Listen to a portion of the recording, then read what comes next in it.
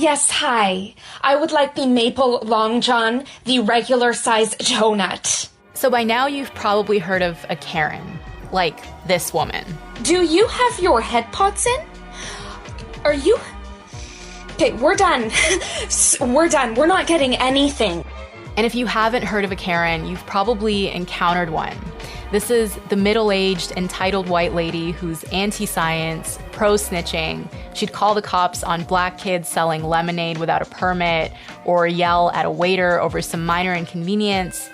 And the Karen meme's been around for a long time, but over the past few months, since the start of the pandemic, it's really evolved to take on a whole bunch of new meanings.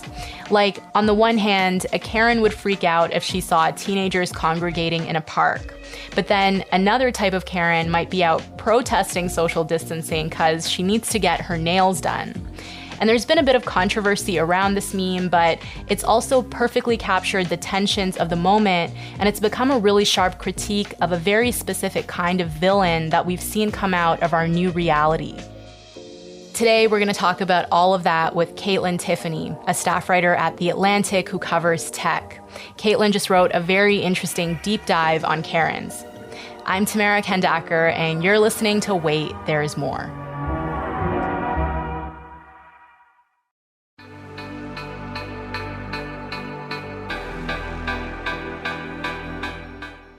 Hi, Kaitlyn. Thanks so much for doing this.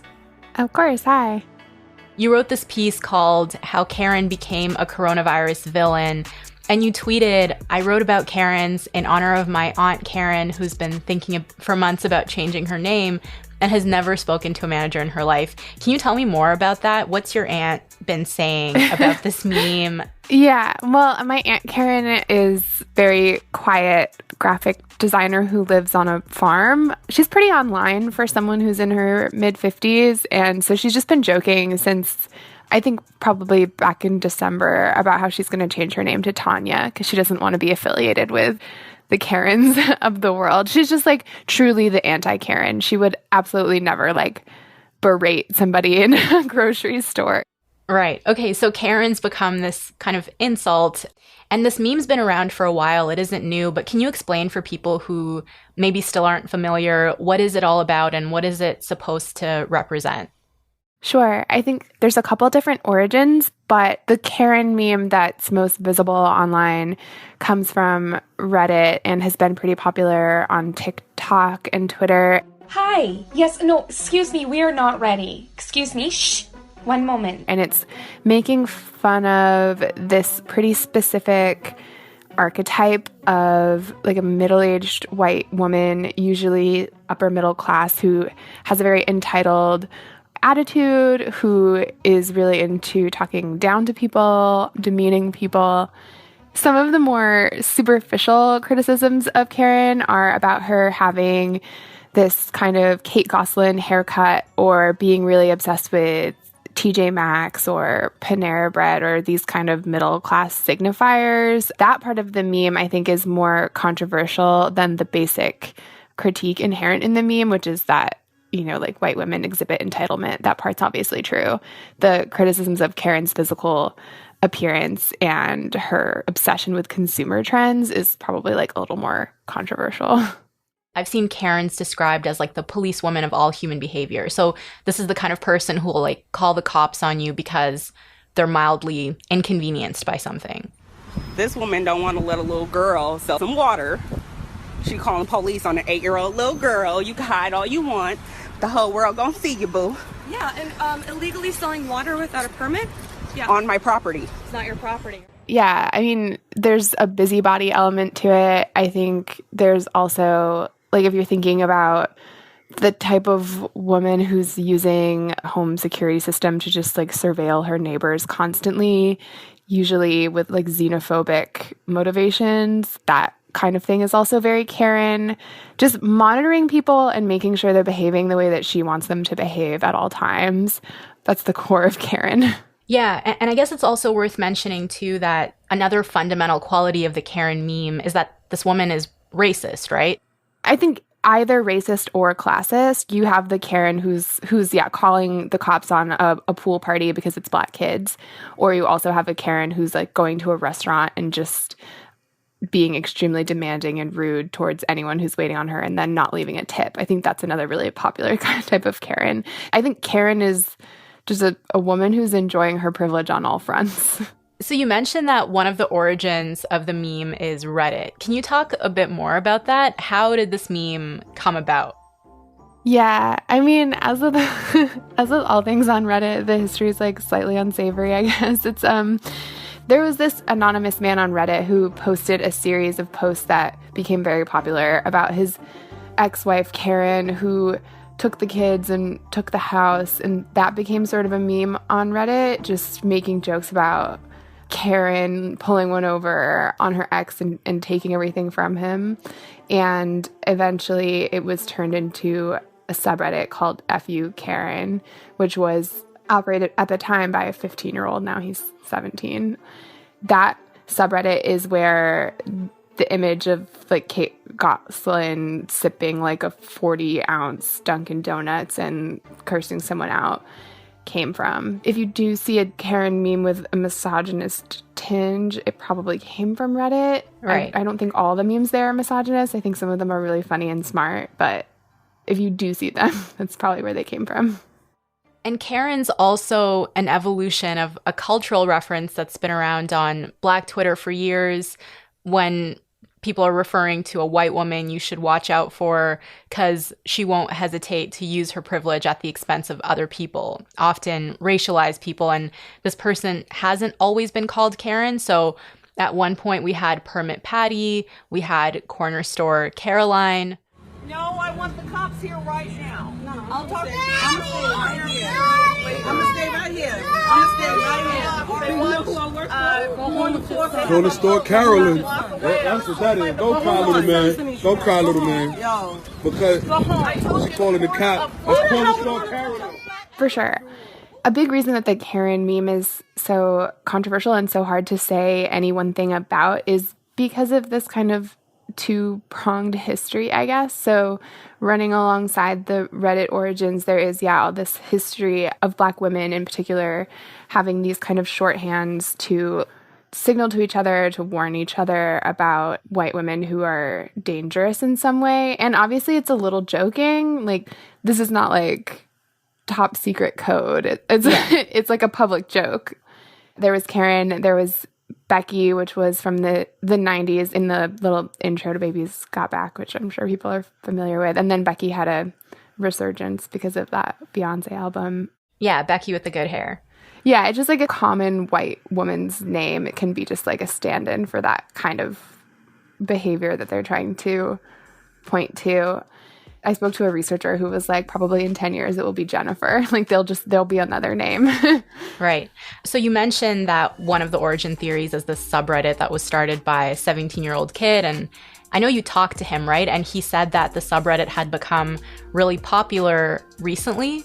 Yeah, he was saying there's a lot more activity in the subreddit since the beginning of the pandemic, which probably is partly just because everyone's on the internet more. But he was also saying like people are just seeing Karens in the wild because this is a situation that, you know, if people are going to ruthlessly exercise their privilege at the expense of others, this is the kind of situation in which they do it quite plainly.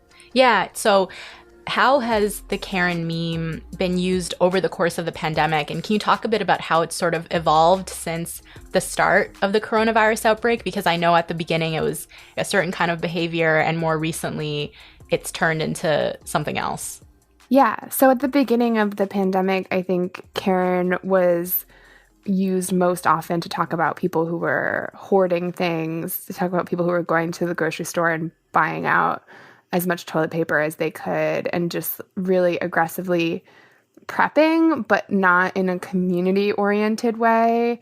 As the pandemic's gone on, I think it's evolved to talk about two different archetypes. So there's one Karen who has a deep distrust of science, which was already part of the Karen meme. Anti-vaxxers belong in the Karen bucket sometimes. And so there's that woman who is opposed to social distancing. either because she doesn't understand science or because she refuses to understand science or because she does understand it and doesn't care and thinks elderly people should die so that she can go back to the salon. We can't hide in our homes and not produce for our families and for future generations because of a virus that may kill us. So what do I say to the science? I say I don't believe your science because I believe my God. That's kind of the like Fox News montage of the social distancing protest Karen. And then there's the suburban liberal Karen who has a Ring security camera and uses the Nextdoor app and is just becoming militant about lecturing teenagers when they're not wearing face masks, or is becoming very judgmental of people who live in situations where they can't properly social distance. Yeah, and this variety of Karen would be someone who can easily self-isolate herself because she lives in like a nice big house and her lifestyle puts her at like low risk of exposure, and she's scolding people who are having a harder time doing that. Yeah, totally. I think this is like one of the cultural tensions that the meme really highlights. I grew up in a suburban area that was predominantly white, and I know a lot of my mom's friends who live there definitely have this air of kind of like, well, everyone who lives in New York City thought they were better than us, and now like look at the way that they live has caused this to happen to them or whatever, you know, like there's this kind of cultural clash that's coming to the fore. And I think the Karen memes actually, even though some of them can be offensive and some of them can really cross the line, I think like they actually are really efficient at highlighting that critique. And can you tell us a bit about the Las Vegas mayor? I loved this interview so much that she did with Anderson Cooper. It's like one of the funniest things that I've seen in a while. She's been called the Karen of all Karens, or sorry, a real Karen's Karen. Yeah, so Carolyn Goodman, the mayor of Las Vegas, went on Anderson Cooper's show and basically explained to him in like a pretty manic interview, I would say, her desire to reopen all of the casinos in Las Vegas. Open up Las Vegas. Let us get started and go back to where we have Absolutely an insane idea from a public health perspective, because not only are casinos essentially just items for people to touch over and over, they're also full of at-risk groups like older people. But you're encouraging, I mean, hundreds of thousands of people coming there in casinos, smoking, drinking, touching slot machines, breathing circulated air, and then returning home to states around America and countries around the world. Doesn't that sound like a virus petri dish? I mean, how is that safe? You know what it sounds like? You're being an alarmist. I'm not. I've lived a long So she basically was like, we would like to be a control group so you guys can see if social distancing is actually necessary. So you don't believe there should be any social distancing? You don't believe that this is Of course I believe there should be. Of course. I'm a How do you do that in a casino? That's up to them to figure out. I don't own a casino. Anderson Cooper, when he called her out on that, she kind of tried to backpedal, but then ended up repeating herself. Basically, she was saying, like, we'll just see if people in Las Vegas die. I mean, and that was obviously motivated by wanting the economy to keep churning, wanting money to keep coming into casinos. Basically, every single person of power in Las Vegas, apart from her, was like, this is a horrible idea, and we're not doing that. The Karen aspect of it, probably part of it came from the fact that she looks like a Karen. That's like where maybe the meme is not the best, but just the idea of putting other people's lives at risk for your own financial comfort, or because you refuse to understand that the circumstances of your life are not the circumstances of everyone's life, is kind of a defining essence of Karen. And Anderson Cooper, I think, said to her, like, are you going to be sitting there on the casino floor every night? And she was just like refusing to process or answer that question. If casinos reopen, are you going to be inside those casinos every single night putting your own life on the line? Here. I haven't heard you say yes, that you would be sitting on those casino floors every night along with the people that you say you are holding their hands with. What is the purpose of that? Anderson. Okay, so you're not willing to sit on the casino floors with them when they're reopened and breathe the refiltered air. First of all, I don't gamble. We'll be right back.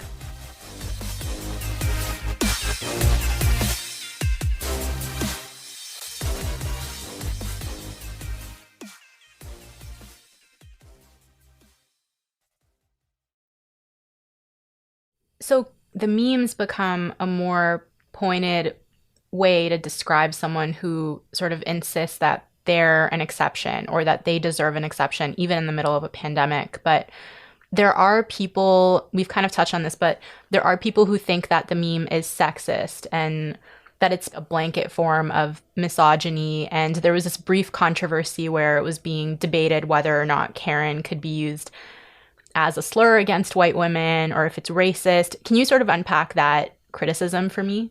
Yeah, I think the criticism that Karen is misogynist maybe actually held more water before the pandemic, because 6 months ago, if you went into the Karen subreddits, the jokes were just about anything annoying that a middle-aged white woman from a suburban location was doing. And some of them were still funny to me because I grew up around those women, and some of the jokes still hit. But I think you could maybe argue that they were misogynist then, just because it seemed to be such a broad meme. It almost just encompassed anything that a woman could do that people found dumb. In the pandemic setting, I think the criticism of Karen is actually much more focused, and calling it misogynist is being like a little obtuse. The conversation around whether Karen is a slur was almost entirely because of this tweet that was made by like a troll account. And I think most people, even Karens who are like, oh, the Karen meme hurts my feelings, I wish people wouldn't say it. I think most people at this point actually do understand the difference between this hurts my feelings versus this is a slur. People have never been murdered for being Karens, so it's not a slur. I think most people actually do understand that difference. So that's like kind of one of the risks of online discourse, is that it is so easy for someone to fake this huge emotional reaction just to see other people get worked up.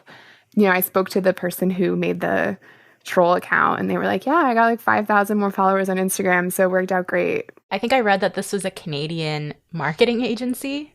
Yeah, it's a marketing agency, but it's mostly just social media marketing stunts. I think most people encountering the meme who are offended by it are probably not aware of the context within Black communities, and they probably are only seeing, okay, well, this is teenage boys making fun of middle-aged women. Obviously, it's ageist and sexist. And that's not entirely unfair. It's just a very incomplete understanding of what's being said.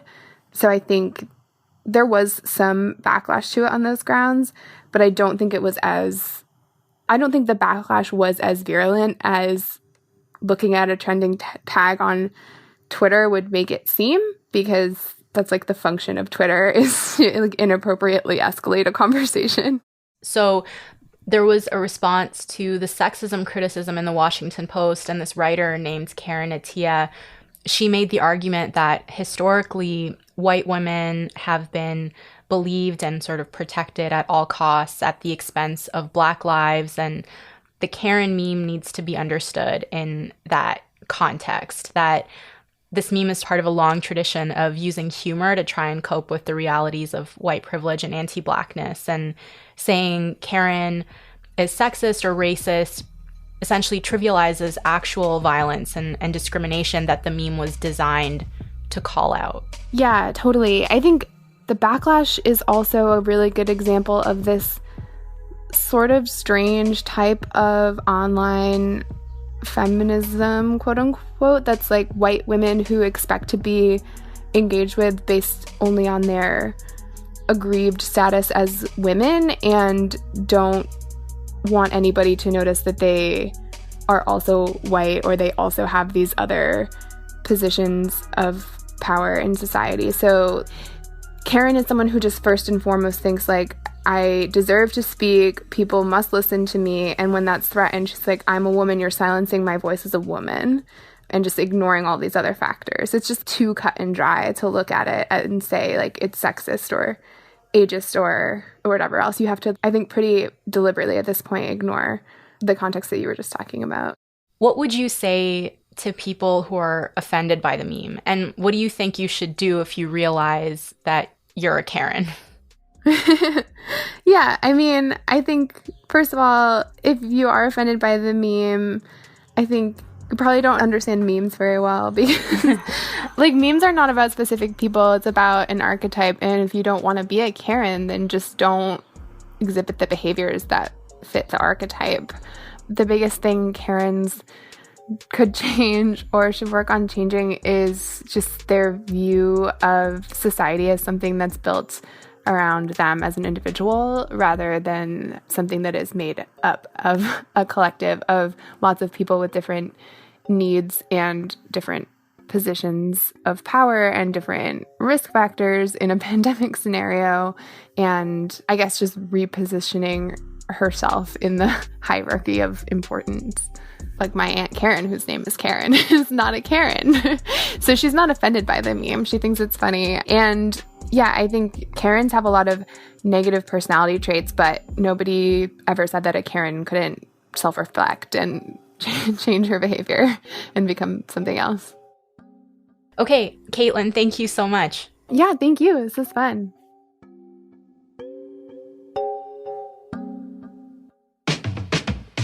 All right, that's the show. Thanks so much for listening. Wait, There's More is produced by Rachel Brown and me, Tamara Kandaker. Sound design and mixing is by Stephanie Warner with help this week from Rob Johnston and Brent Rose. Our editorial assistant is Michael Furtado. Have a great weekend. Don't be a Karen, and I'll talk to you on Monday.